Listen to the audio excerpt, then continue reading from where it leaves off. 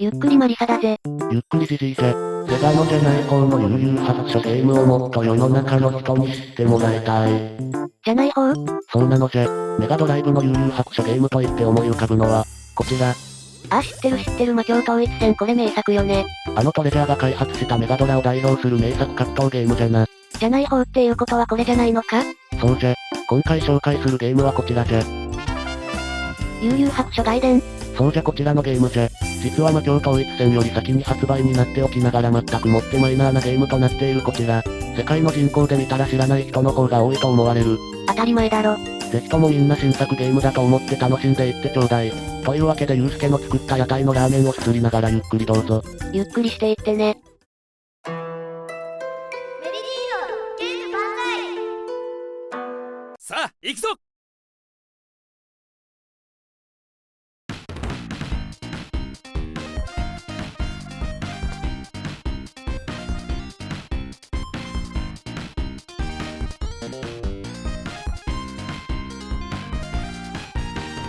めちゃめちゃ苦しいとベイダーって風になぜかぶち壊す勇気とかは湧いてくるのはめちゃめちゃ寂しい人たちが風に見せた優しさのせいだったりするんだろうね。ありがとうございます。ポンチ。何これ？めちゃくちゃグラフィック気合入ってない？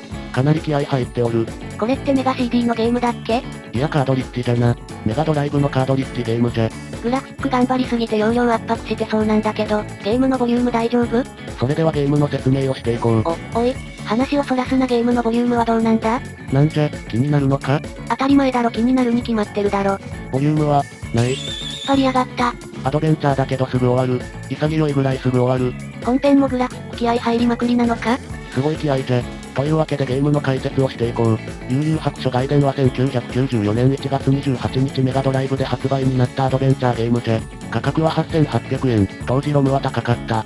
開発はダウエンターテイメント。販売はセガじゃ。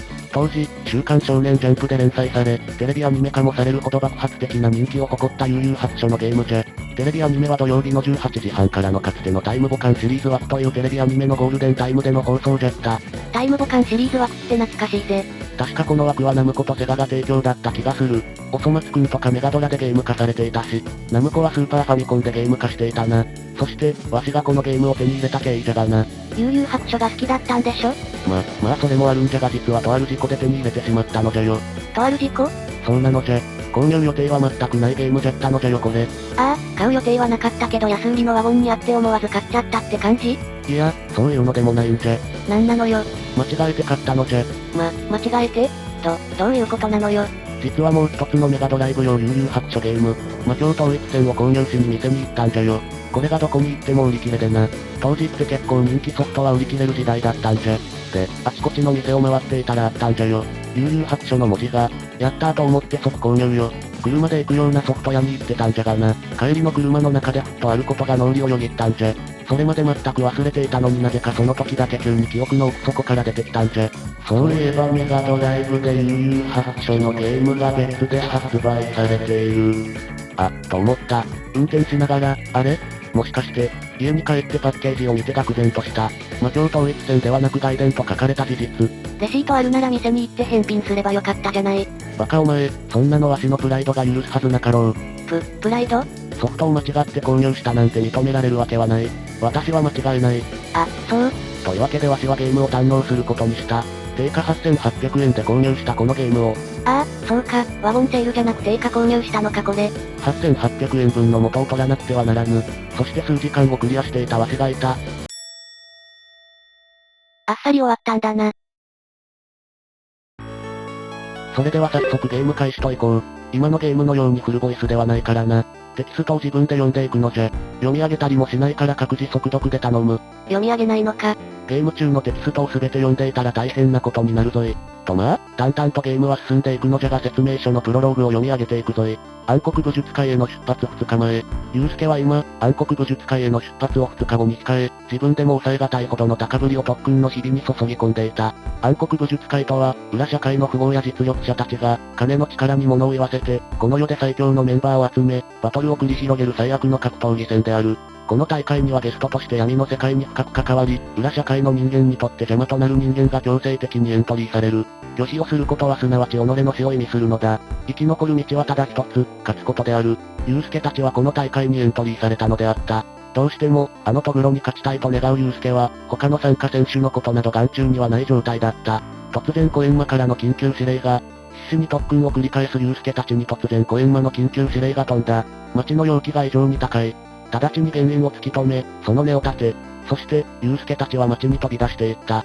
こんな感じじゃな。画面上ではちょうどコエンマが指令を出しているわね。暗黒武術大会という悠々白書内のかなり大掛かりなシリーズの2日前の語られなかった物語っちゅうことらしい。なので一応、この2日間で事件を解決しなければならないって縛りが生じるのだ。へえ、その縛りはどんな影響があるんだ？一応、マルチエンディングになっていて2日間を過ぎているとバッドエンドとなるのじゃよ。そうなのね。じゃあ急がないとだな。ここから各キャラでのパートとなる。まずはユウスケから言っておく。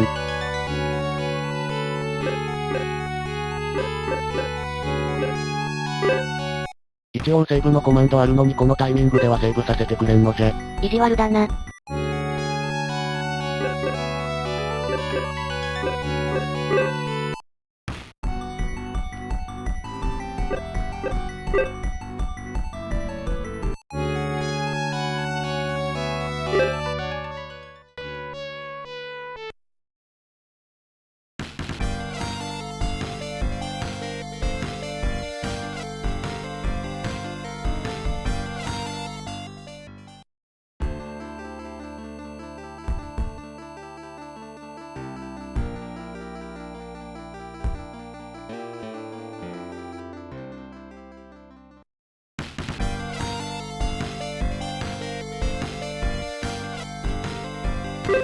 ゲームはこのようにコマンド選択形式のアドベンチャーとなっている。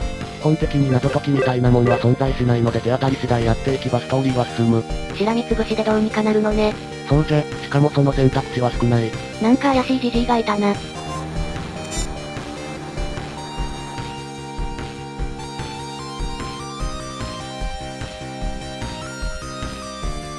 そして、今作最大の売り要素であるバトルじゃ。アドベンチャーだからコマンド選択で戦うんじゃないの？いや、アクション要素が組み込まれている。ご覧のように戦うのじゃ。何これ？パンチ、キックさらに画面奥にレーン移動も可能じゃ。十字ボタンとの組み合わせで必殺技も出せる。取ってつけたようなアクションゲームじゃ。すごい大雑把な感じね。まあ、あっさり風味なのでアドベンチャーのストーリー展開のテンポを邪魔することはない。ただ、雑魚もボスも同じような攻略でクリアできてしまうのでいやはやなんとも単調じゃ。暴れまくりね。基本的に敵と軸をずらして裏に回って背後を取る。敵と軸を合わせて攻撃する。これの繰り返しでなんとかなる。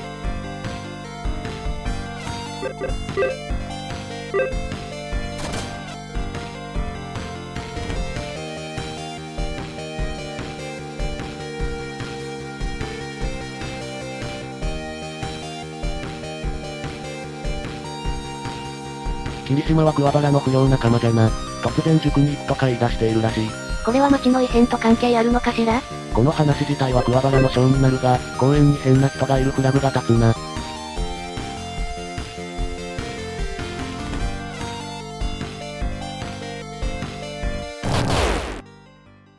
普通の不良かと思ったら妖魔だったわね。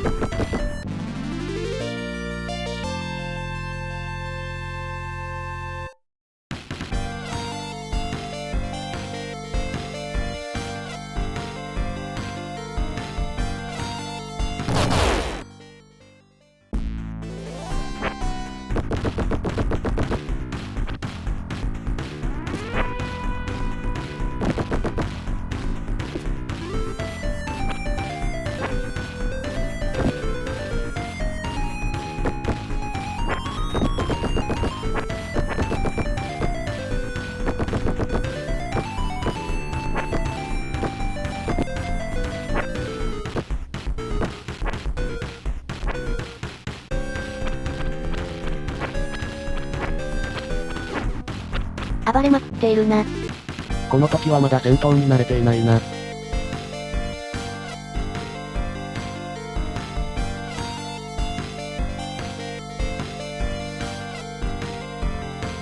ユウスケ後ろ後ろ。めちゃくちゃ怪しい老人じゃないの。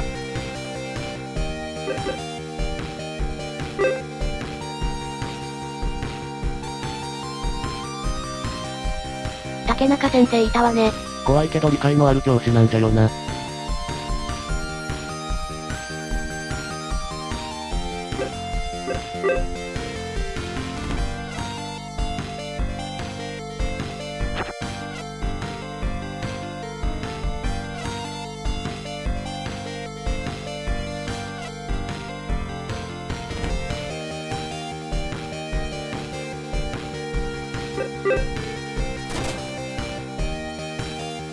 なんか降ってきたわよ。占い師じゃな。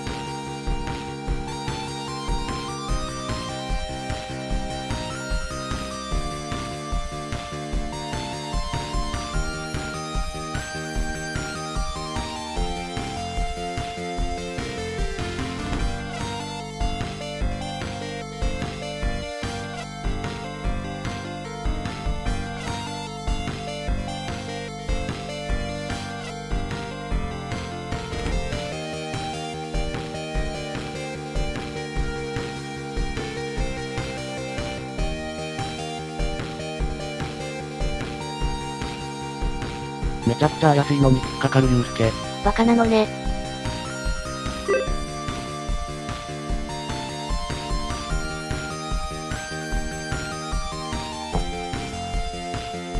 ヒロインの雪村恵子。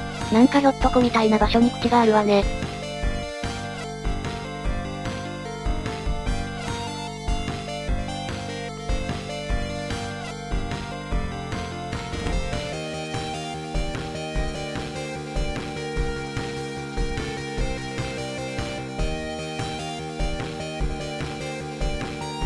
男の問題とか現代では問題発言じゃな。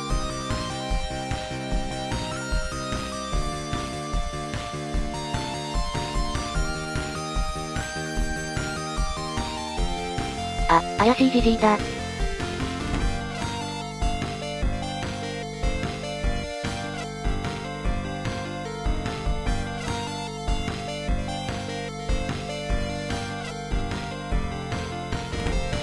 あっさり敵の罠に引っかかるな。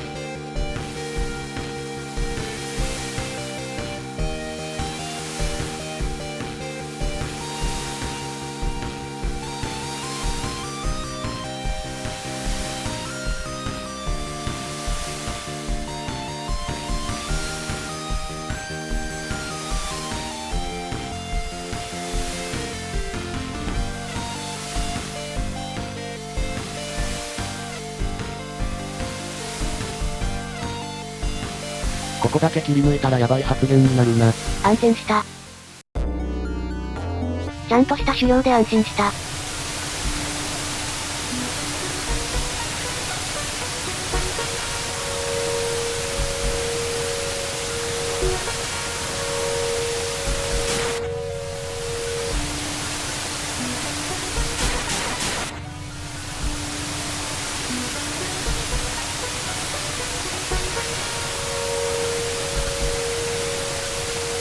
宴会が登場だぜ。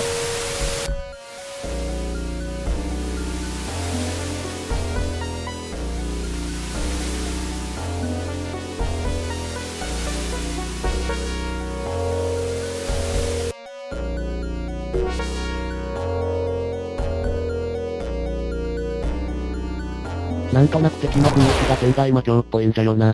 というわけでユウスケのショーのボスじゃ。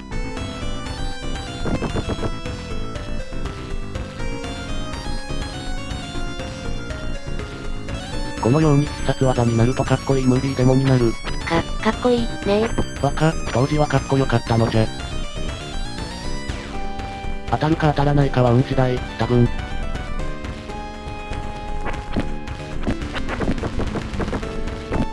本はケルナグールなんで暴れっぷりをお楽しみください。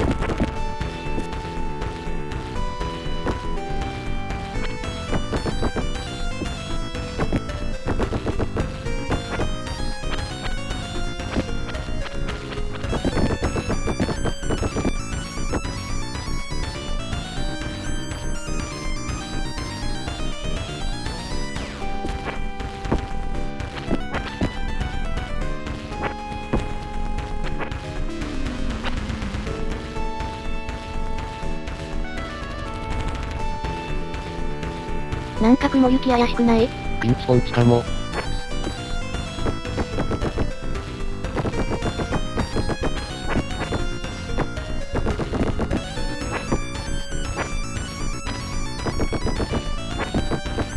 危なかった。結構ギリギリだったな。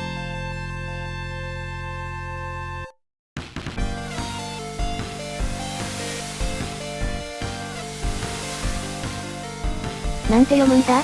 上々らしいぞ。変換できるのか？できんかったわ。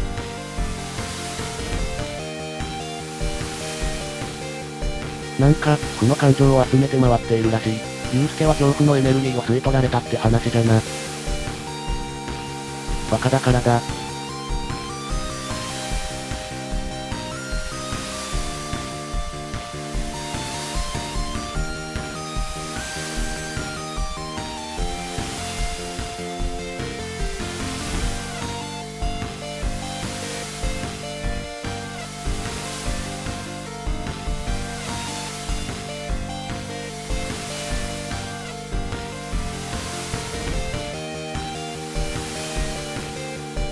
せこいな。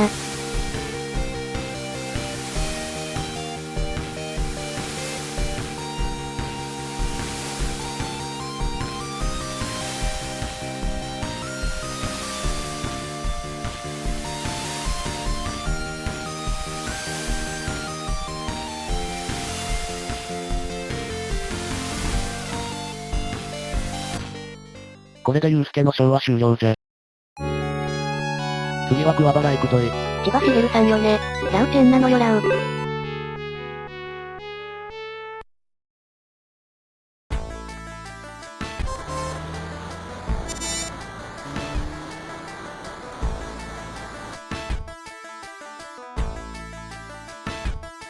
確か霊感が異常に強いって設定じゃたよな。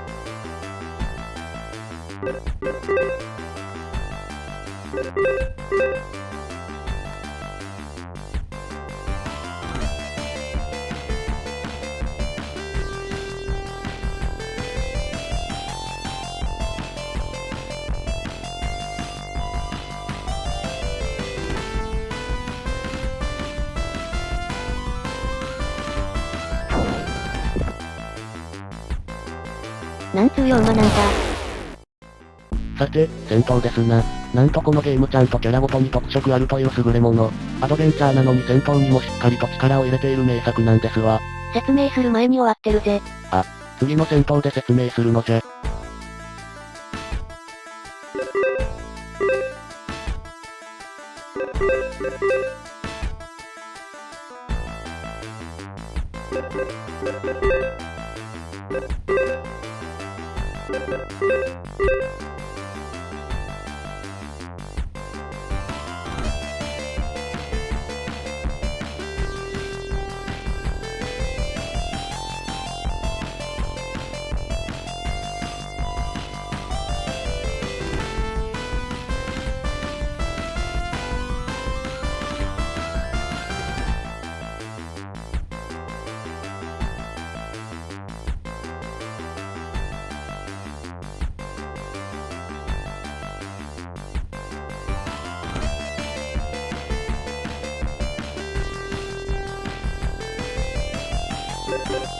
不良仲間がみんな真面目になってしまったって話じゃな。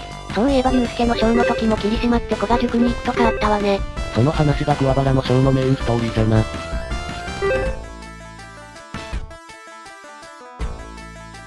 この走り方がなんとも平成アニメ感あって良いな。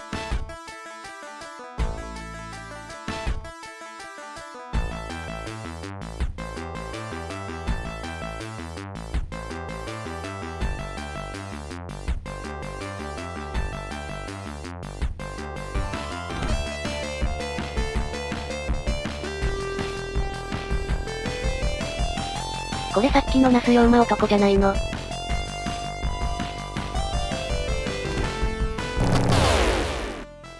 もっとひどいヨウマだった。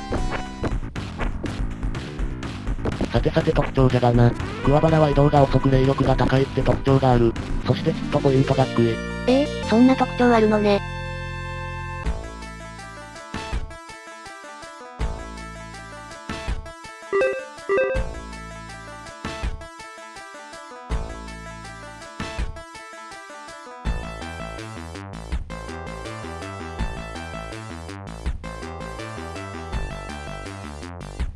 みんな真面目になってめでたしなんじゃな。てかそれじゃ物語が進まないぜ。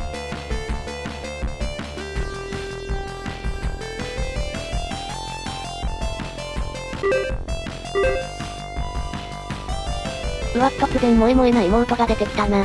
唐突すぎるロリピンク神キャラの登場なのじゃ。そして安定の熟女。熟女というか、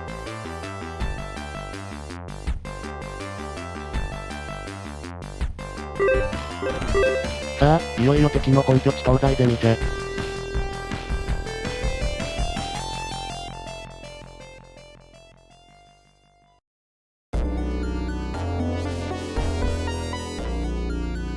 早くも桑原のショーのボス登場。早いわね。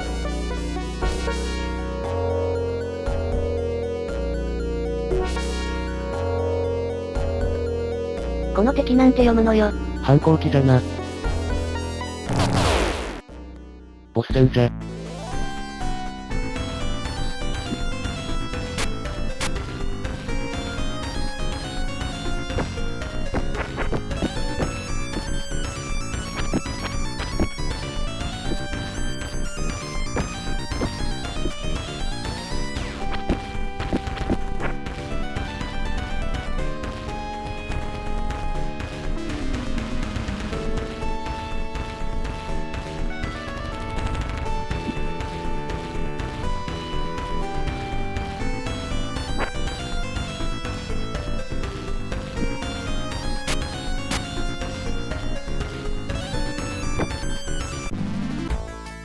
なんとも盛り上がりに欠ける。皆まで言うな。皆まで言うなよ。あ、はい。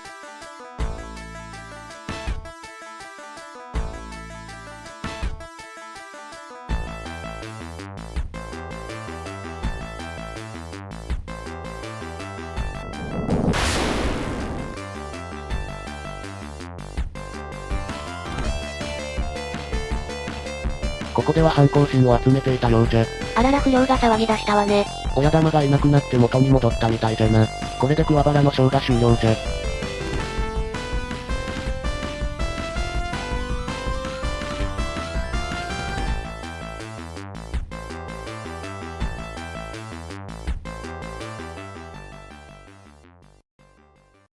続いて鞍馬のショー行くぞい。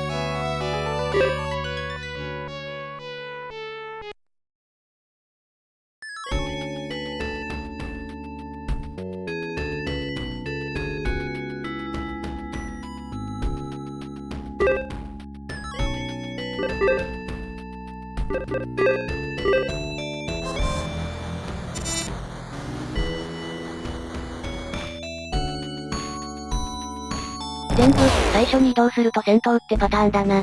まあ、どの章から始めても初期に戦闘を経験させたいってことなんじゃろ。鞍馬は動きは何だが、この回し蹴りが恐ろしいほど強い。チートじゃチート。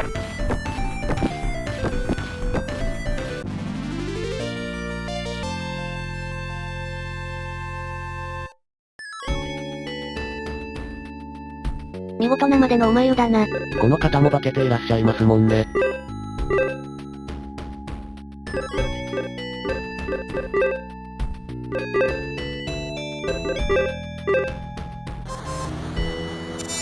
あ、また絡まれた。絡まれやすい性格なんじゃろ。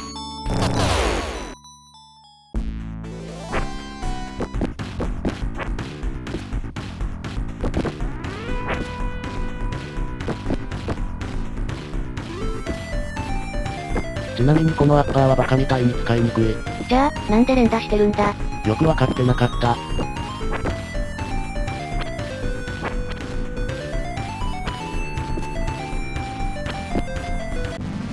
やはり鞍馬は回し蹴りじゃ。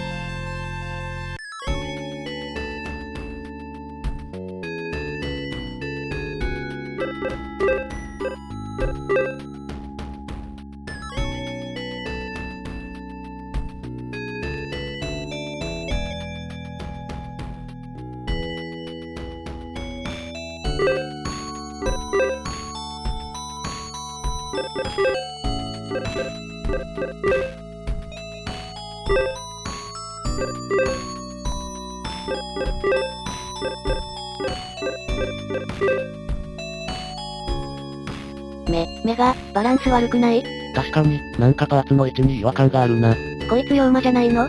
なんか犬が逃げて困っている人見ただぞ。博物館のフラグ立てのキャラか。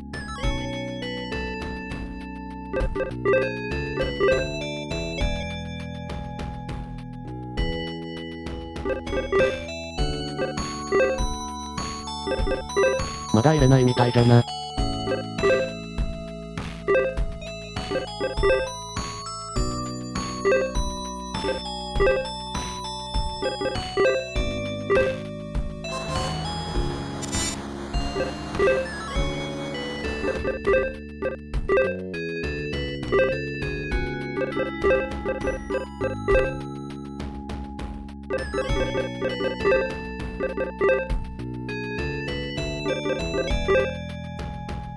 迷っているな。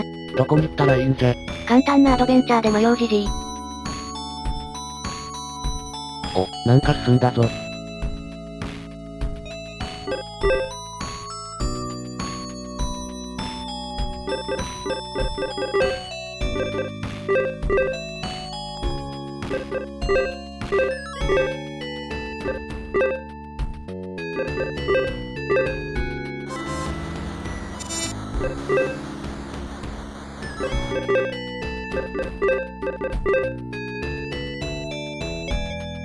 ようやく話が前進しそうだ。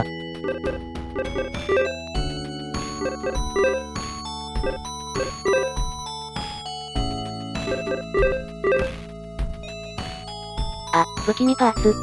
ひでやだなだ。ほら、やっぱり妖魔だったんじゃない。ほんまやね。女の勘ってやつだぜ。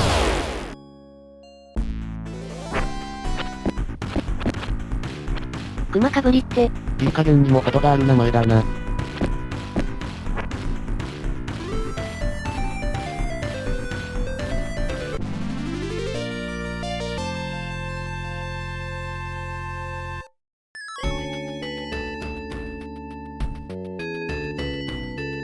今回は猜疑心ってわけね。そのようじゃな。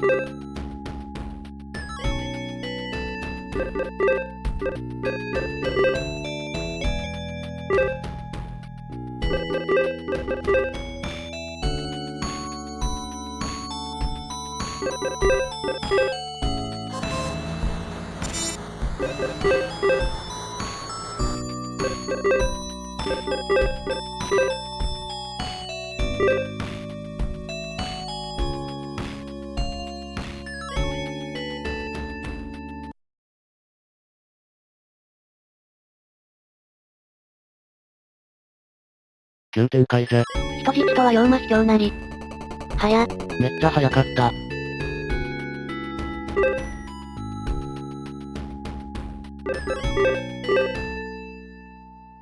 なんでこっち見たし。ファンサービスじゃ。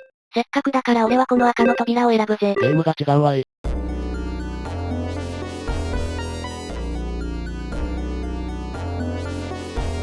迷わず攻撃じゃ。さすが陽国ラマ。冷酷非道にも程があるぜ。意外とガタイのいいおふくろさんじゃったな。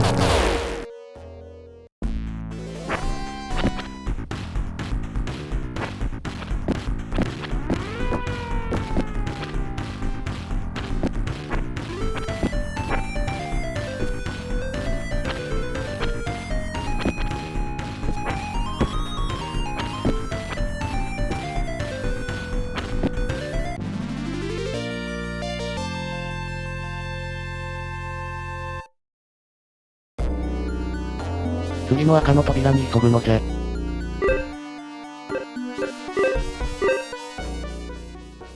またこっち見た。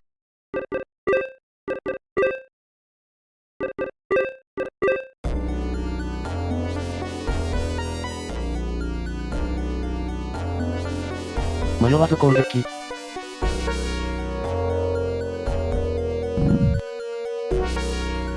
突然のサムライトルーパー襲撃。槍持ってるから吸い込の死んだな。ユウスケと中の人が同じだからそうだぜ。初代ハサウェイじゃ。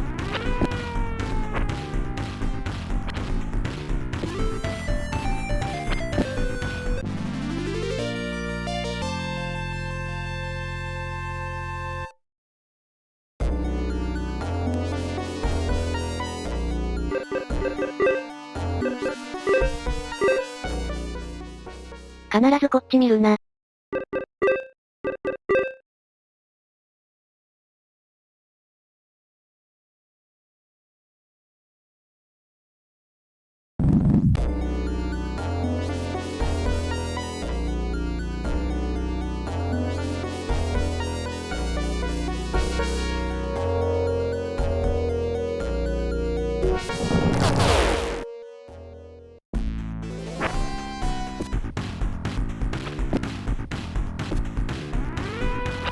共有すら倒す回し蹴りの威力。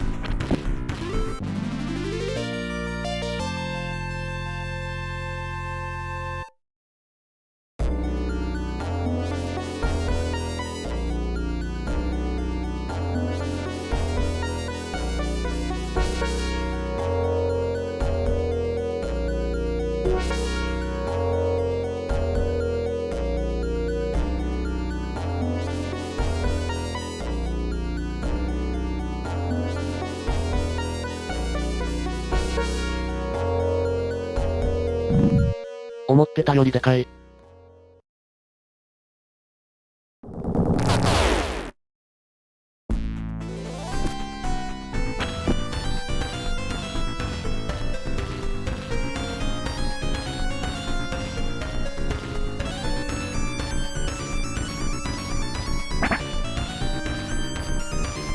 ローズウィップが避けられた。しつこく行くぞい。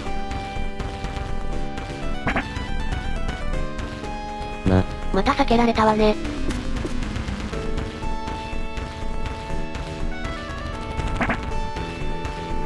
あかん。命中率低すぎ。やはり頼るは回し蹴り。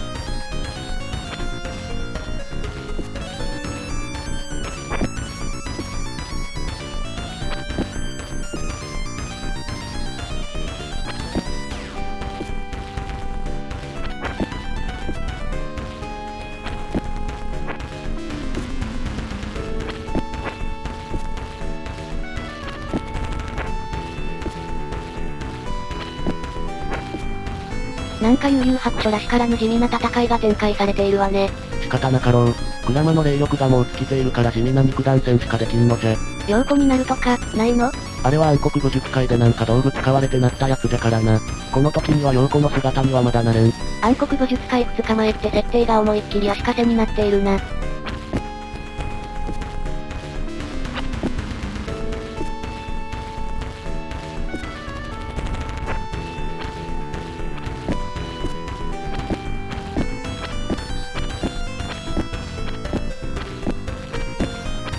ゴツゴツお構いなしに蹴りつけているな。勝利じゃ。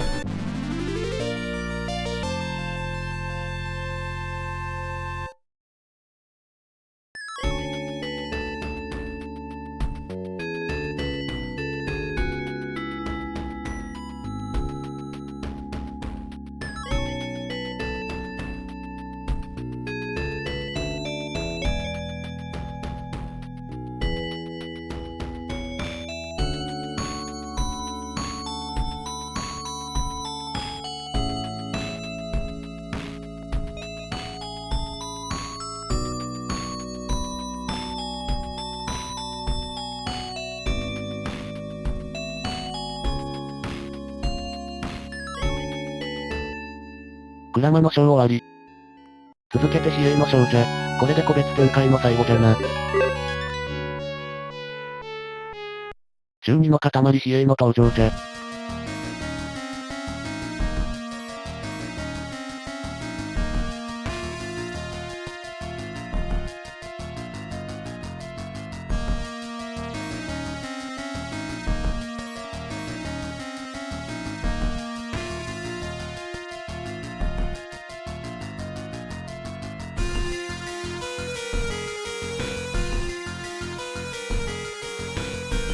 さあ移動したら戦闘ね。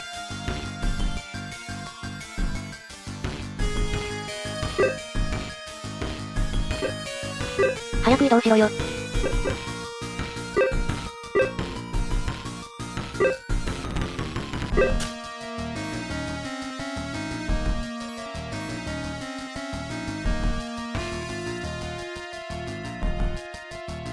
やっぱり戦闘ね。比叡は移動が半端なく速い。俊敏さを表現しているな。そして戦う前に服を脱ぐのでワンテンポで足が遅れる。俊敏な割にとろいことをやっているわね。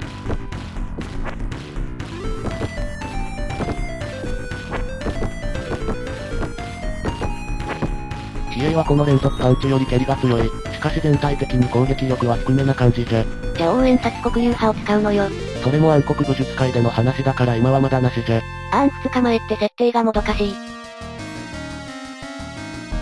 比叡ジョークじゃ。比叡。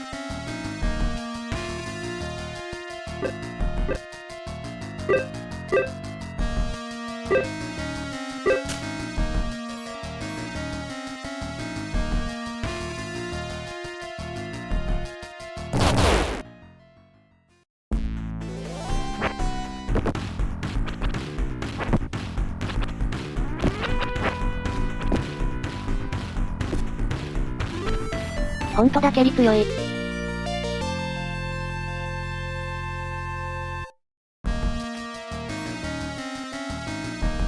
また同じ比叡ジョーク言ってるな。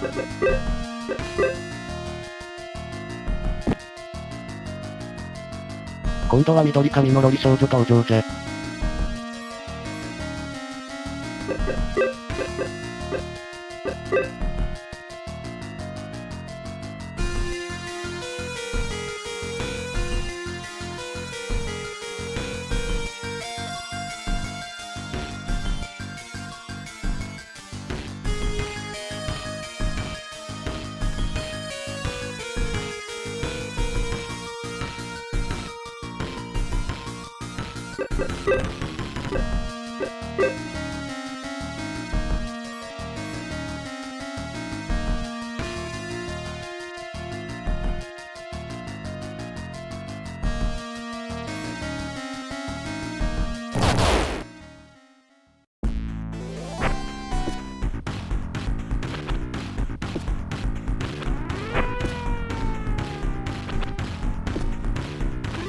なかなか削れないわね。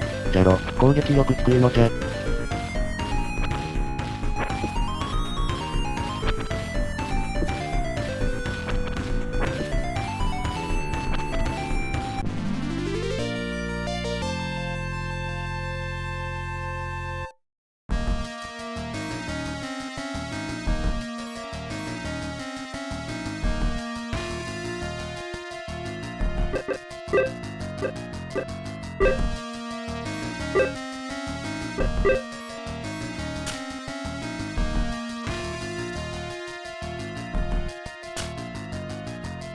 せこい大人がいた。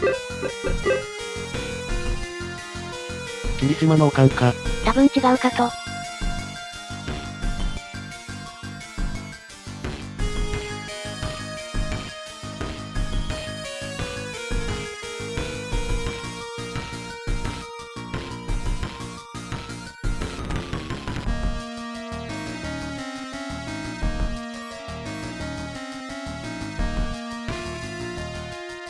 怖い犬。出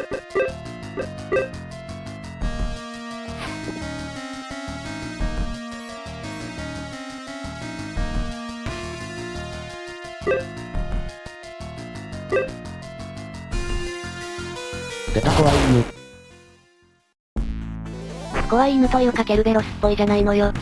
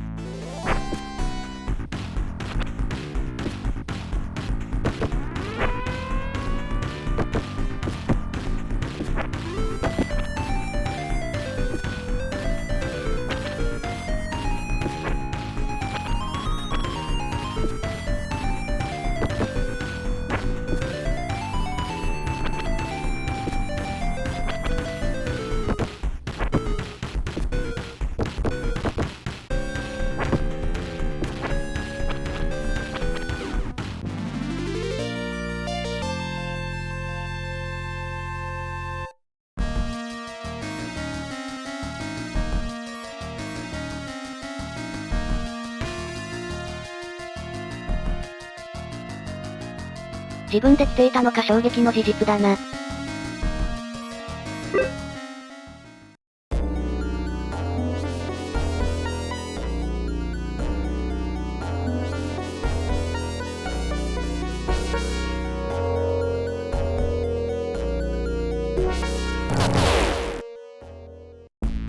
あらじいさんじゃなくったな。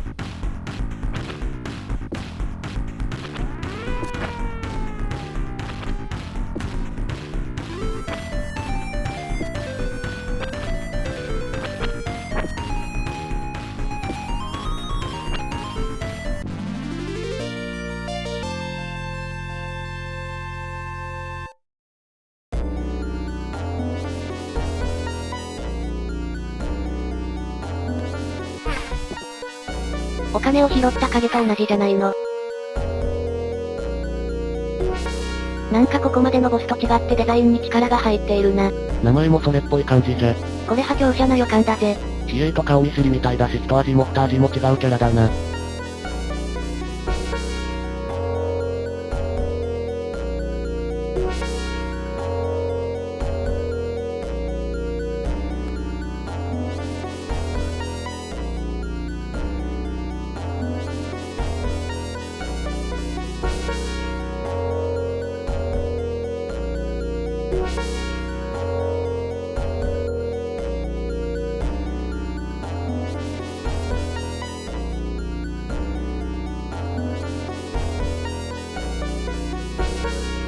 根に持つタイプじゃな。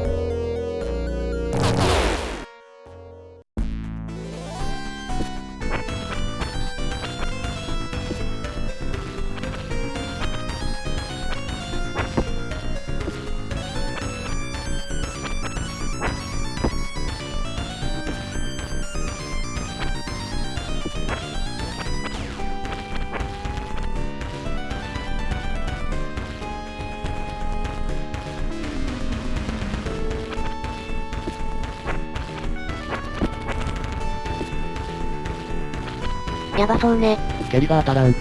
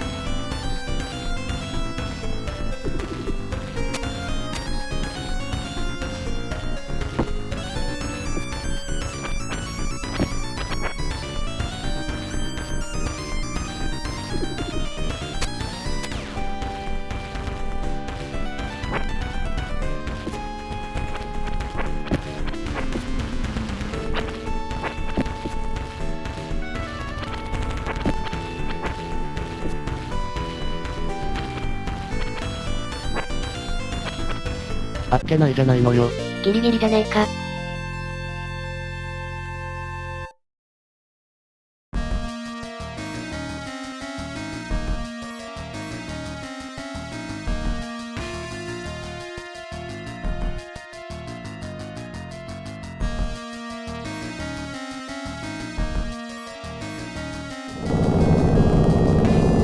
魔界って漠然としたヒントだけ残していったわね。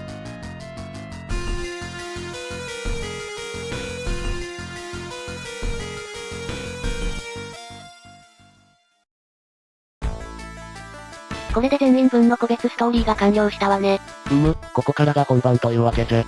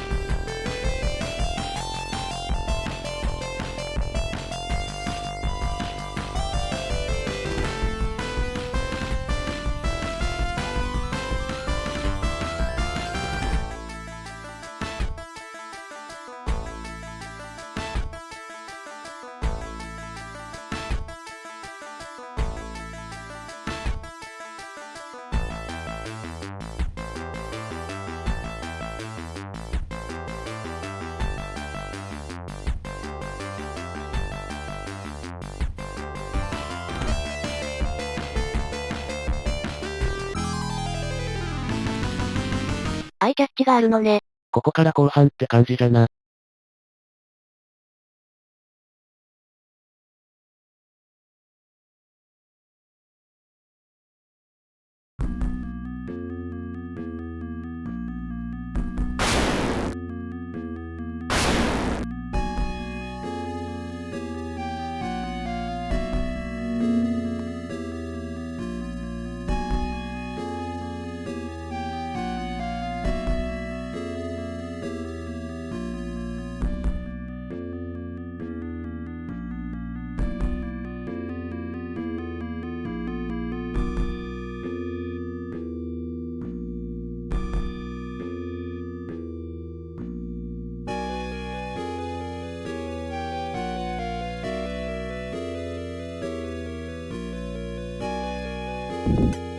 実に桑原らしい展開。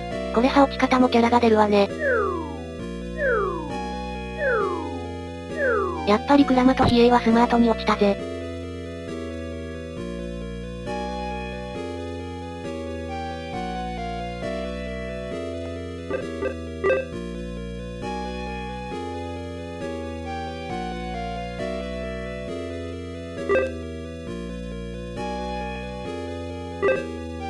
ここはセーブできるな。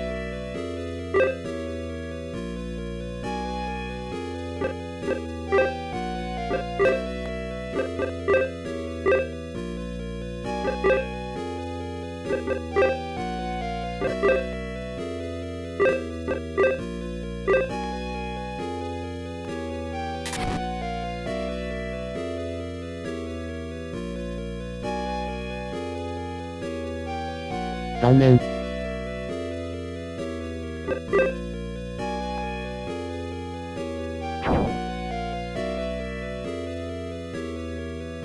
霊力の無駄遣いだぜ。くだらないボケに付き合わないクラマ。そしてこのドヤ顔である。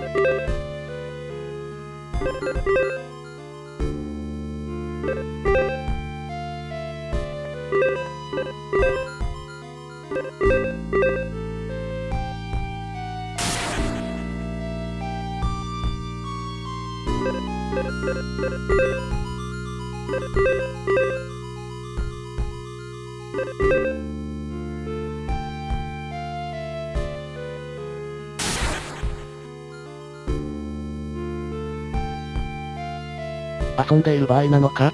暗黒武術会が2日後だから急がないとじゃないのか？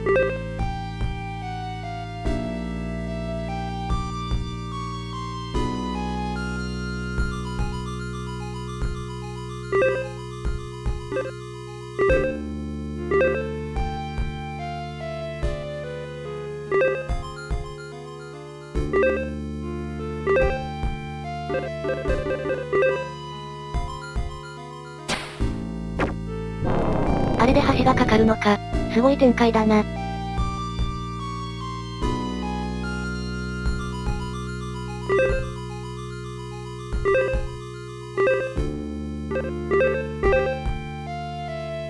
なんか出た。無開発バトルじゃ。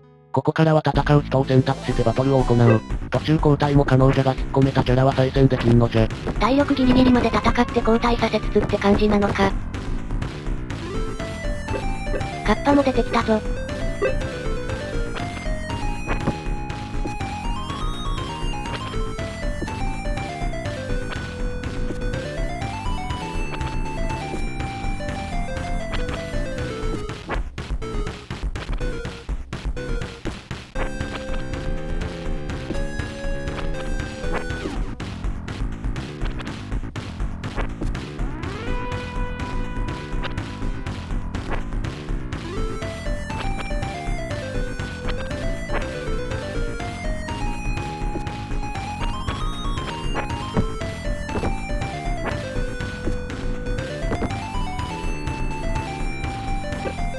今度は2体のカッパーだな。連戦じゃ。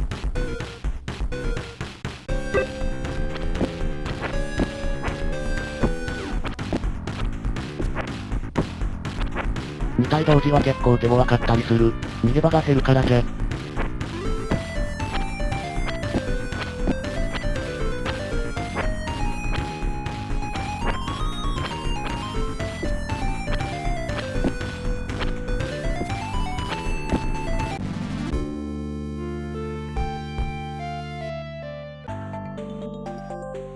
実はキャラたちは戦いを経験するとこっそりと成長する。なので重点的に育てたいキャラがいたら、そのキャラを使いまくるとどんどん強化されていくぞい。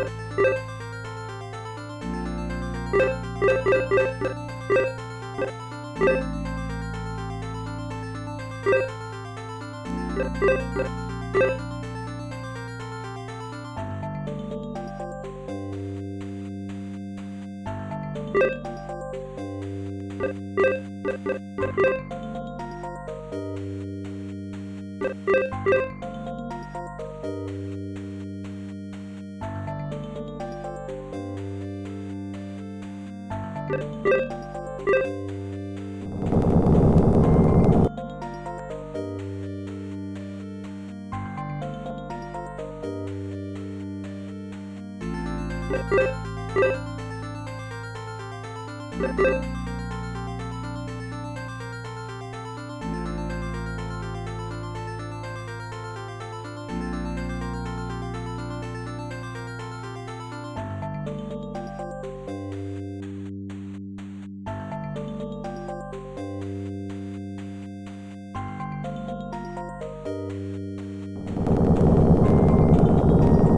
原はこういうキャラよね。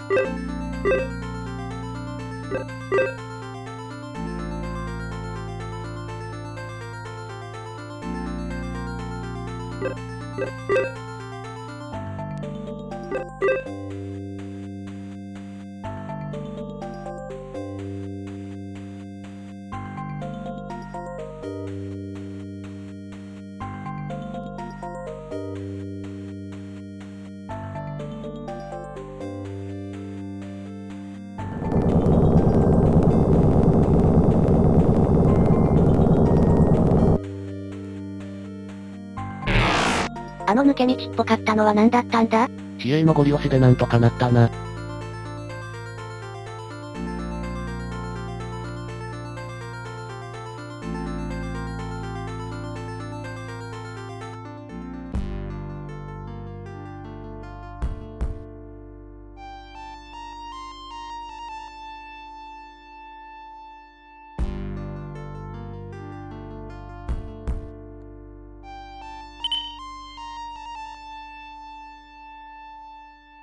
監視されておるな。さすが展開抜け目がないぜ。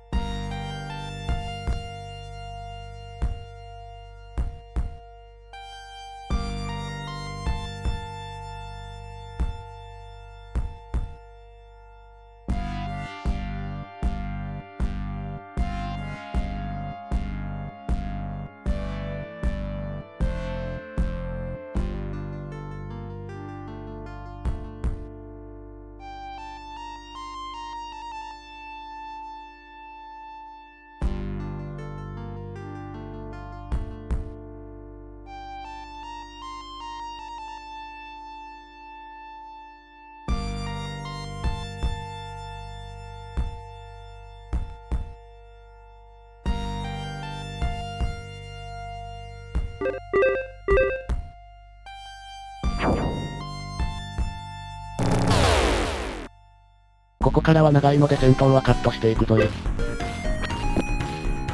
なぜかクラマになっているな。途中で交代した。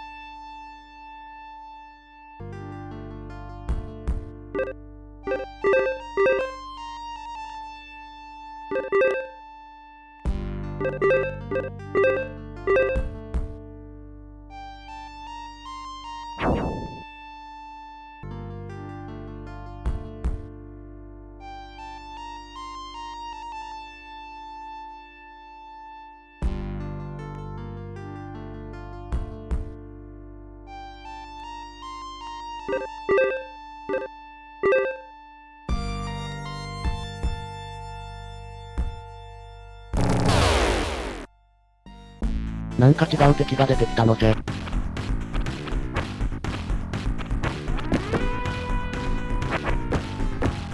強いわね。やばい。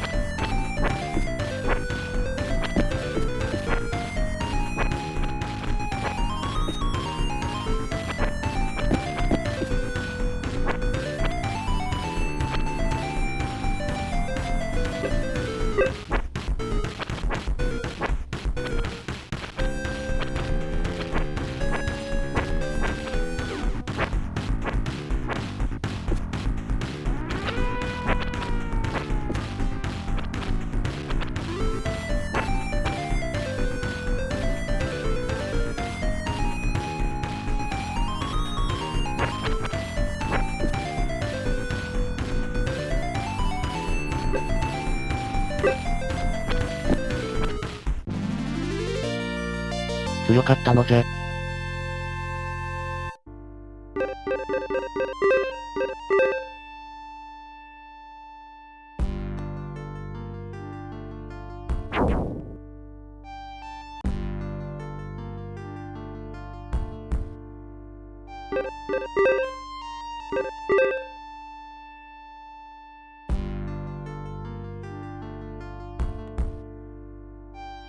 先に進めそうな展開。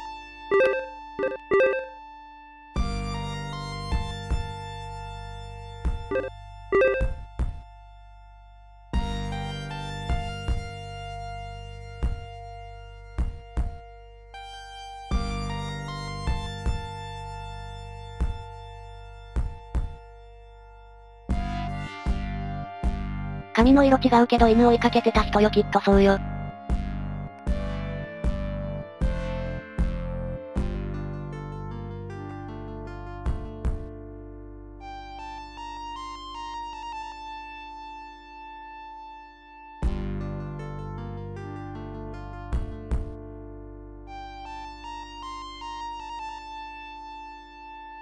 意外と薄情なユウスケ。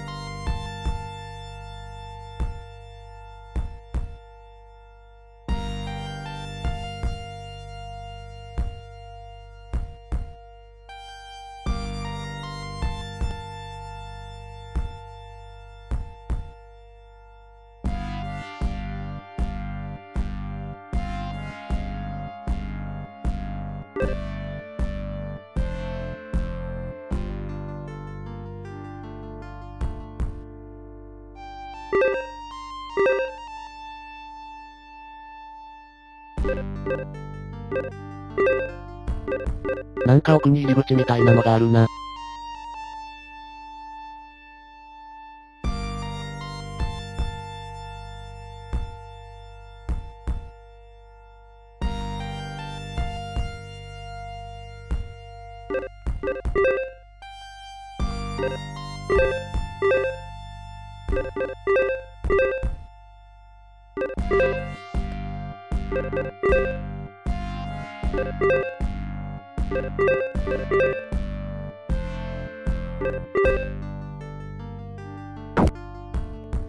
どこまでもボケ倒すキャラじゃな。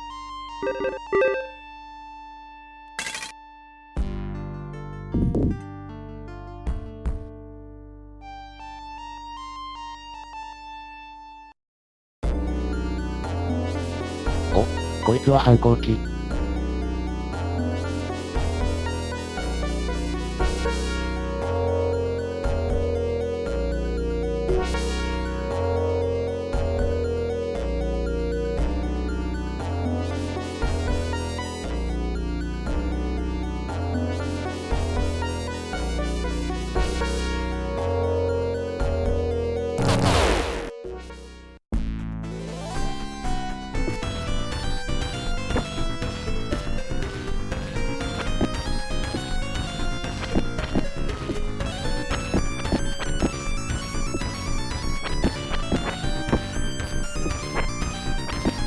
桑原キックが効いているぜ。しかしヒットポイントが低い。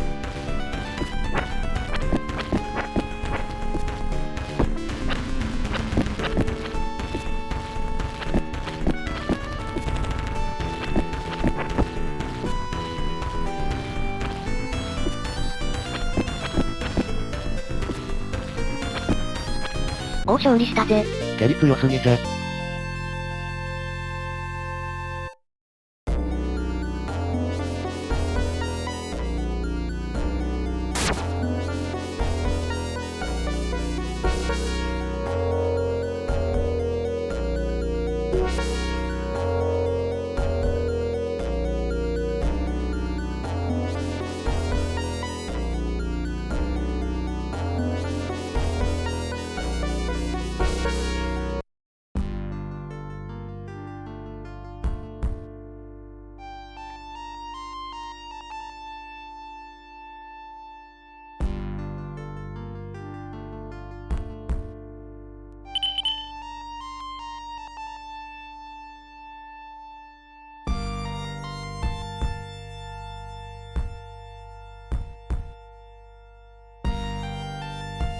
この際の河原が一番の難関じゃった。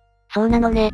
桑原に調べさせないと話が進まないのじゃがなかなか気がつかなくて大変じゃった。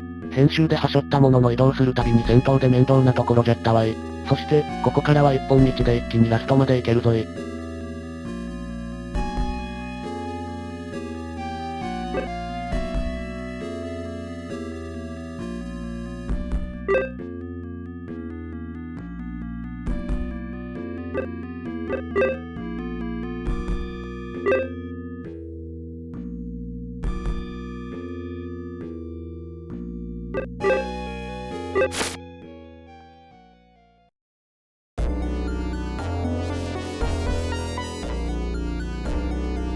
じゃ霊気はなんか形態が変化しておるな。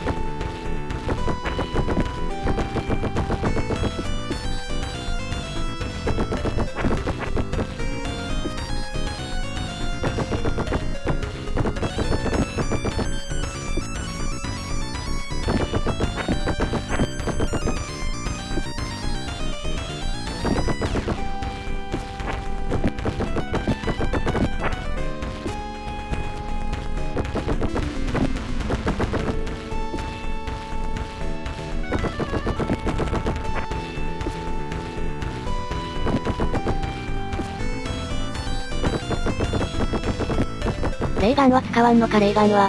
右ストレートでぶっ飛ばす右ストレートでぶっ飛ばす右ストレートでぶっ飛ばす右ストレートでぶっ飛ばす右ストレートでぶっ飛ばす右ストレートでぶっ飛ばす。右ストレート以外も打ってたぞ。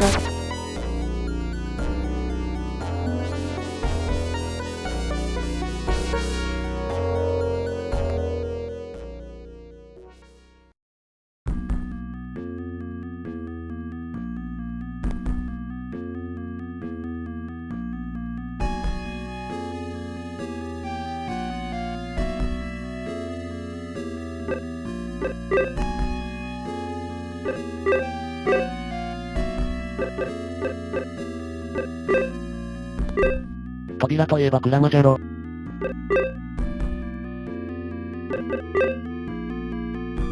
それじゃ使え。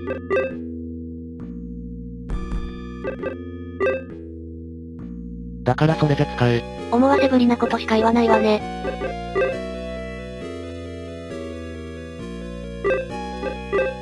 口でなく体を動かせという教訓じゃな。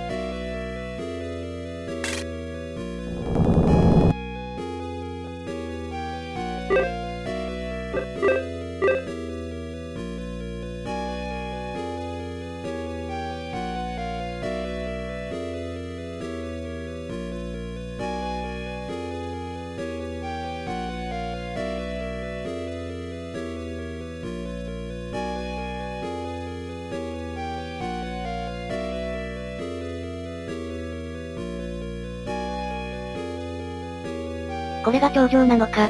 キモいやつだな。なんか目が赤いやつってクラマのショーのボスでいたような。知恵がやらせろって言うからやらせてみるわい。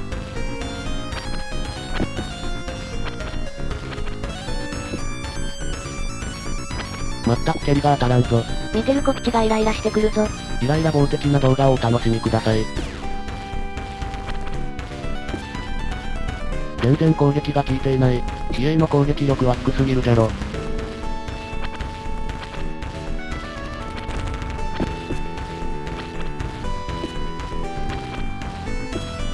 頂上を後ろから見ると頭ポリポリしているみたいだな。そう見ると可愛らしく見えてくるのじゃ。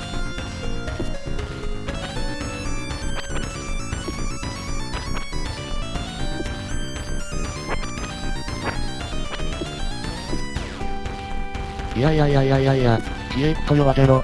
やはりじゃ応援先黒竜派を食わないと。ちょっと時間かかりすぎているので10倍速じゃ。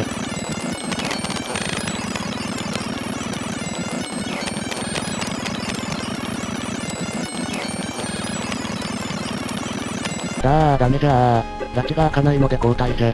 ヒットポイントもかなり危なかったわね。おめえの出番だユウスケ。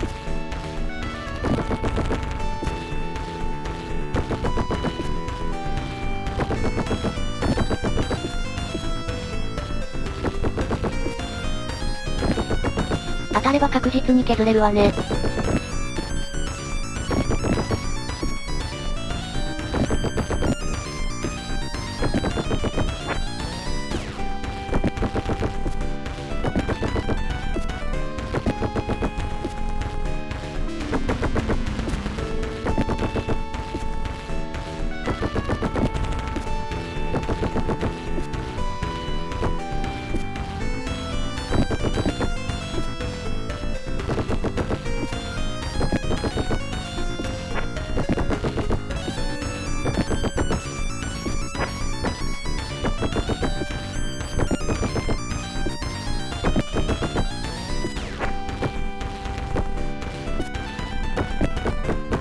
長かったわい。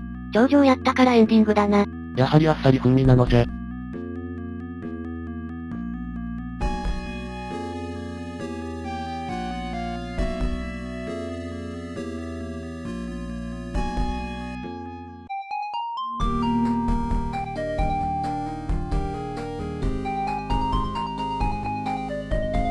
なんだ、この3人の構図は。なんか悠々白書っぽくない3人の構図だな。元の世界に戻れたのじゃ。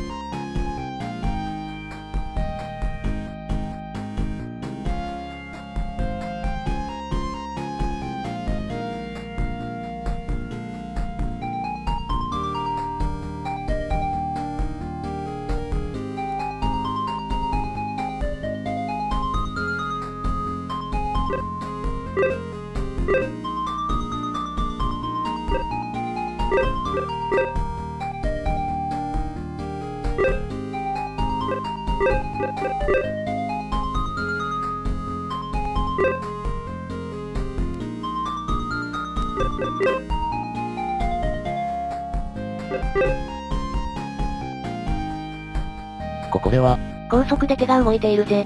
早すぎじゃな。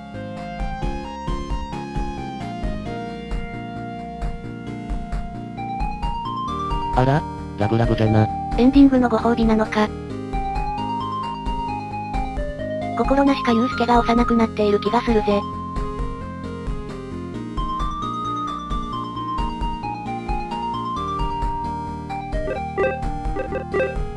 ここはもう一度も見に。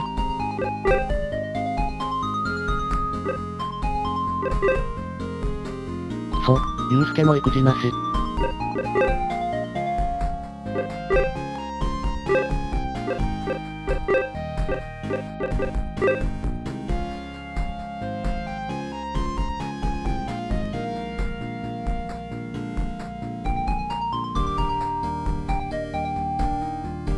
なんか微妙に変な世界になっているんだな。ゴルゴムの仕業だな。突然の仮面ライダーブラック。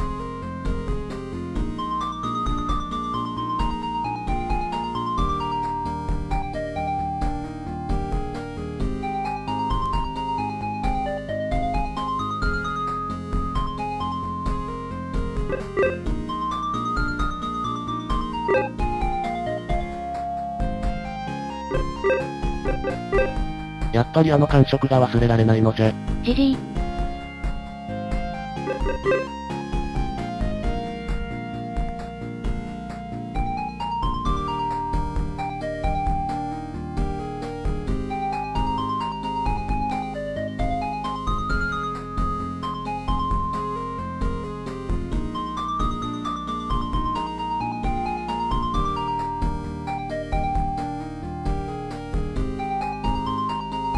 おお、ユウスケナイスじゃ。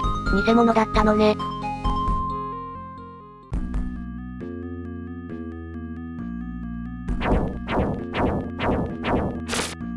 活動機じゃねえか。やっぱり頂上じゃなかったのね。私は最初から怪しいと思っていたぜ。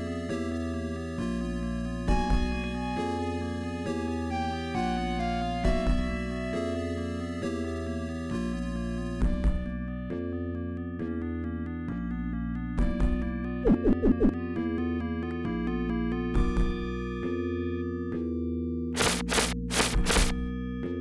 ォッパーの攻撃力の低い比叡が一撃で活浪機を倒したのじゃ。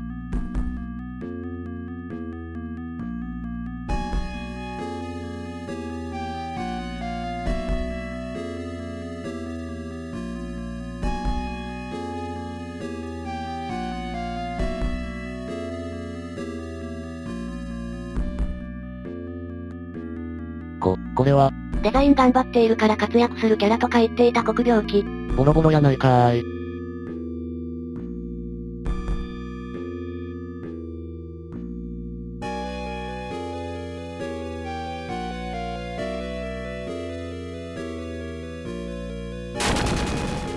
やられとる。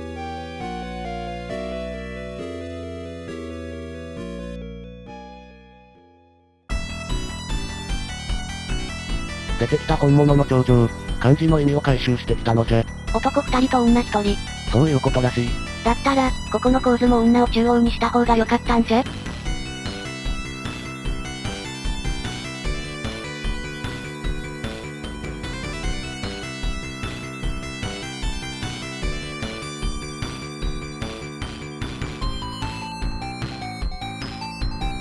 あれ？でも右のやつの胸板。ありゃ男だな。さあ来ましたラスボス頂上戦。緊張の戦いの幕開けね。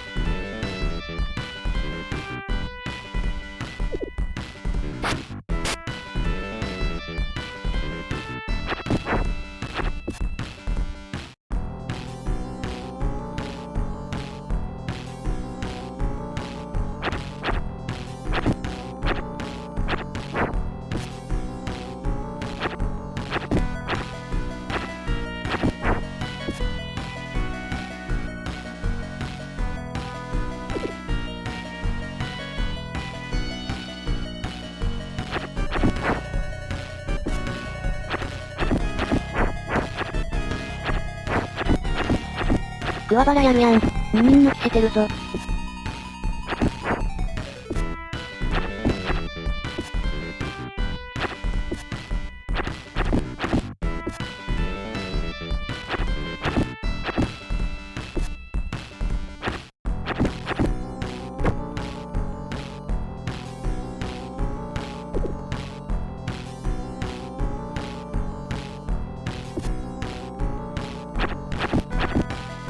3人抜き達成。全員やっちまったな。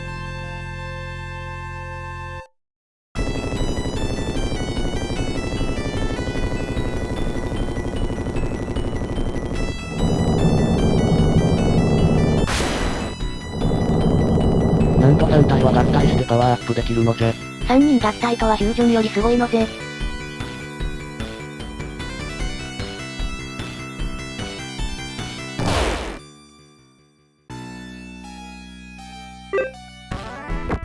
ここは主人公が行くのか。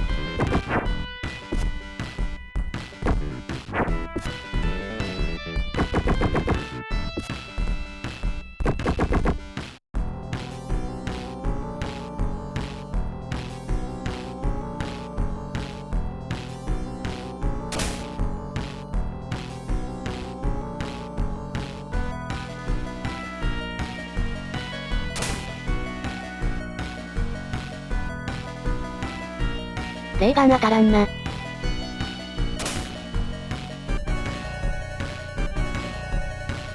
イム悪すぎはロス。こうなったら右ストレートでぶっ飛ばす。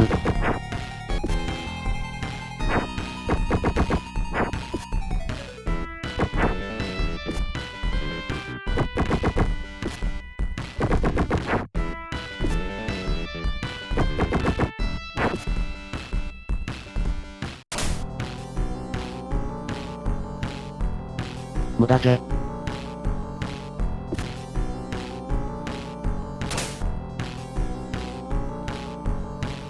だから無駄じゃ。結局殴り勝ったな。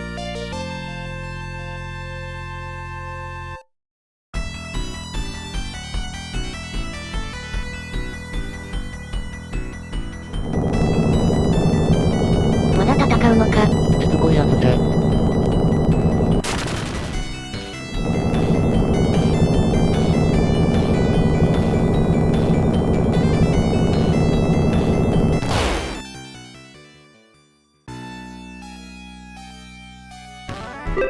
これまたいきなり主人公。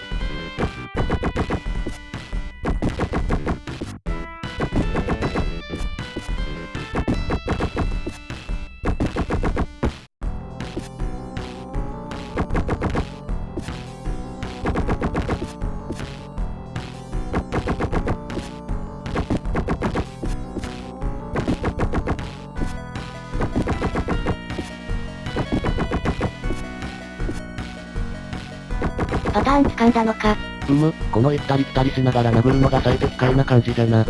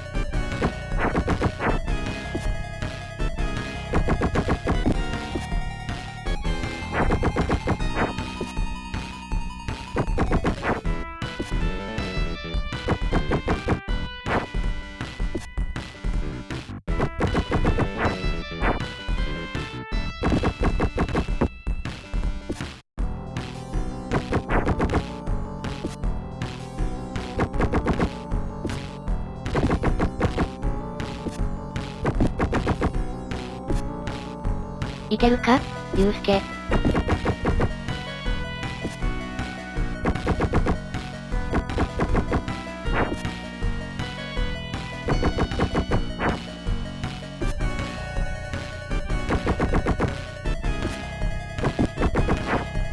やったぜ。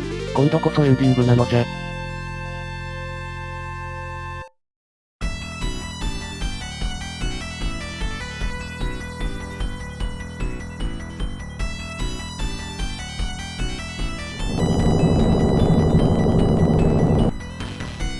当たらんぞ。さっき散々外してたからね。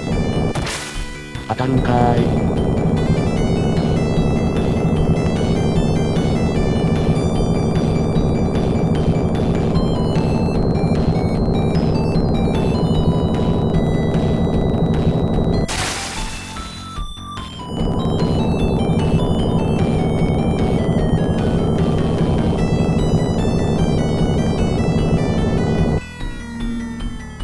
一気に元の世界に戻れそうじゃな。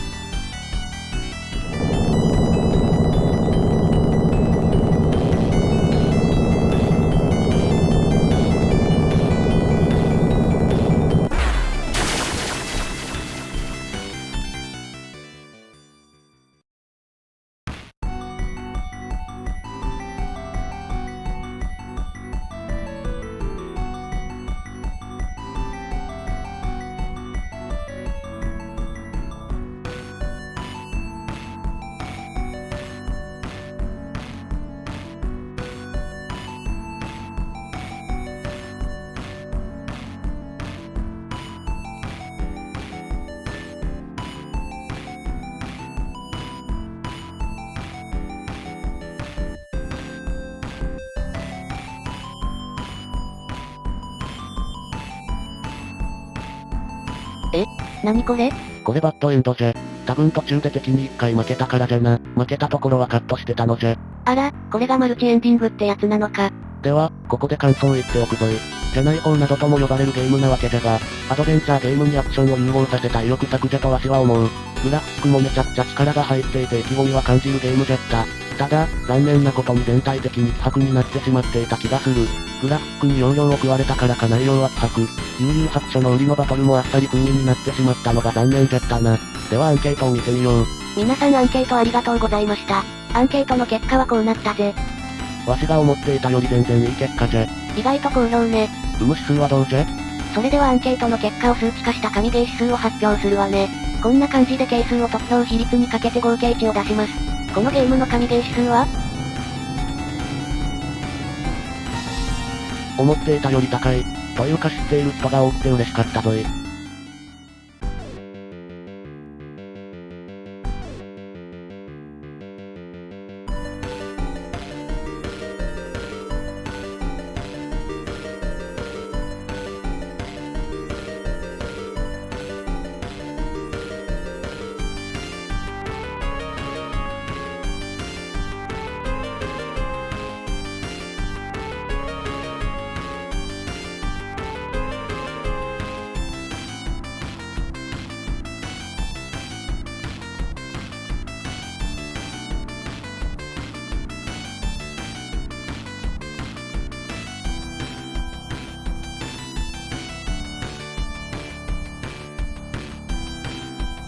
バッドエンドは本当にひどいわね。じゃろ？これで終わりなのじゃ。オープニングで参加しなかったら、テトグロ弟に言われていたのに。というわけで真のエンディングを見てみよう。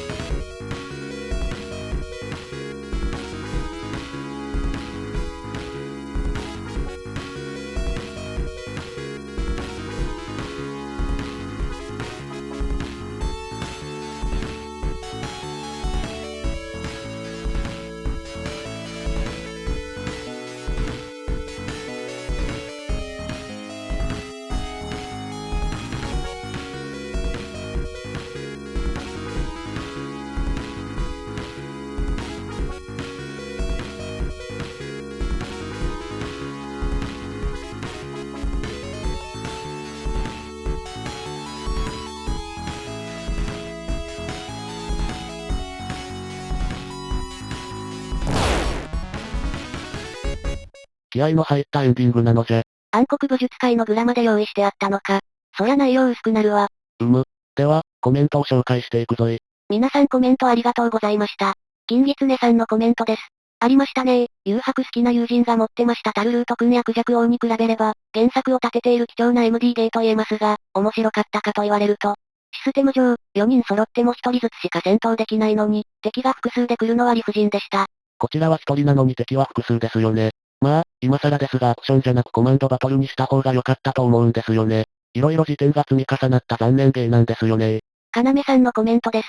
どちらかといえば神ゲーに一票俺は、週刊少年ジャンプの連載開始からの悠々白書の大ファンであり、このゲームもよく知っています。この悠々白書外伝は比叡の妹である、雪菜宮で後から暗黒武術会開始までの間のストーリーになります。主にアドベンチャーとして、ストーリーが進行しますが、敵とのバトルはアクションになります。ちなみに、敵はゲームオリジナルキャラになるので、原作やアニメ、それぞれのファンも楽しめると思います。あと、メリジーさんは、魔界統一戦と間違えて買ったんですね。確か、こちらの方は、なかなかのプレ値がついていたと思います。5年前に発売された、メガドライブミニにも魔界統一戦は収録されていますね。そうなんですよ、間違って買ったんです。もちろんその後に魔境統一戦も買いました。我が家には今もメガドラの悠々白書が2本ありますよ。魔境統一戦はメガドラミニに収録されると知って小躍りしたもんです。当時はレトロゲームを遊ぶ環境が整ってなかったので。ホーリーバードラキスさんのコメントです。確かいきなりトグロから暗黒武術会に出場しろとかデモで言われて私も悠々白書好きだったので当時のお友達がプレイしてるのをのんびり後ろから見させてもらいました。グラフィックはなかなか綺麗でしたし、ストーリーもオリジナルながら王道展開で鞍馬や比叡も活躍で私はドキドキして見てました。バトルシーンは後ろから見てたらでよくわからなかったけど、頑張れって応援してました。フルボイスとかだったら絶対もっとローでした。CD ロムゲーだったらフルボイスで佐々木望の霊映画が聞けたんですけどね。CD ロムならこのグラでフルボイスかつもう少し内容アップで評価上がっていたかも。でもやっぱり誘白好きは、このゲーム知っているし遊んでいるんだな。小麦コングさんのコメントです。格ゲーの方しか、知らないです。すいません。いやいや知らない人の方が圧倒的に多いゲームです。私も間違えて購入してなければ記憶が消されていたと思います。スユートさんのコメントです。当時の雑誌か何かで見た記憶がありますが、プレイしたことも、実際見たこともありません。確か謎解きアドベンチャーと戦闘がアクションのやつでしたっけ？間違っていたらすいません。さすがにアンケートには協力できません。申し訳ないです。見事当たっています。しかし、魔境統一戦が出るまで売っているところを見た記憶がなかったのに、店側もわざとやったとしか思えんな。藤田清人さんのコメントです。すみません。全く知らないので、アンケート、協力できそうにないです。前回やっていた頃うちに、仕様が似ているゲームがあります。PS3 ではあるんですが、ガンダムゲーで、ターゲットインサイトってやつです。もし持っていたら、やってみてください。ちょっと難しいですが、とても面白いですよ。リクエストありがとうございます。リストアップしておきました。ちょっとやるゲームリストも詰まっているのでいつになるかわからないですが気長にお待ちください。シオンさんのコメントです。格ゲーの方は有名ですがこちらはいまいち無名ですよね。個人的にはメガドライブの修羅の門に若干通じるものを感じるゲームです。メガドラ版修羅の門ってこんな感じなんですね。修羅の門はやったことなかった。コメントは以上になります。さてさてわしが一番気になったコメントに送るベストジーニストコメント賞は、ホーリーバードラキスさんのコメントです。ほんとメガ CD で出して欲しかったな。メガ CD 普及台数を考えるとカードリッジの方が本数出るって思ったのかな。皆さんいつもアンケート、コメントにご協力ありがとうございます。ありがとうなのじゃ。